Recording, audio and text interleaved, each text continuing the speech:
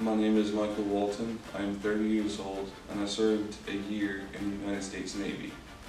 My job was securing aircraft on a naval vessel. I'm in was because I had been destroying my life for like the last 12 years since I got out in '06.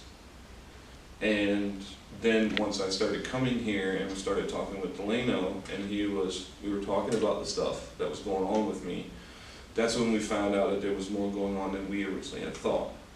So then he referred me up to the VA.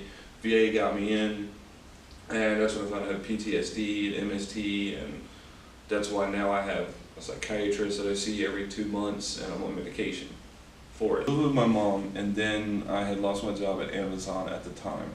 So at my mom's house, it was a really small house, so me being there, it was kind of like too many people in such a small space. So unfortunately, I am not going to lie, I did have an incident where I drove from my mom's house all the way to Richmond and still don't know how I got there. So apparently I did have an unfortunate mental breakdown episode. But the good thing that came out of that was I was in a homeless program, which then turned around and got me into my own apartment, which I now have currently. And I also learned a lot along that way too. And through all that, while being in the homeless program, I was going through therapy, and I was also trying to think how to word it. Went through therapy, but then I was able to get other veteran services as well through various other different organizations. I even ended up with a small part-time job working at one where I was able to get a free laptop. I volunteered, and now I have at least a year's experience of IT. I now have a dog as well, which is great. So even during the times before I had my current girlfriend, it was kind of lonely since I didn't know anybody since I moved up to Richmond. So having him was great, and then taking him out to the dog park, taking him on walks. People wanted to talk to him, get to know him and whatnot. And so of course I was attached to him. So of course they wanted to find out more about me. So socialize a bit better. Yeah, which that helped. That helped out a lot. But like I said, I have my own apartment now.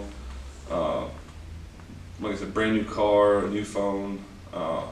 Social life has gotten a little bit better. Still not perfect, but it has gotten better. And it's just great. I mean, I just didn't think I would have half the stuff that I have now. No question. Because like I said before, it was 12 years I was lost, confused.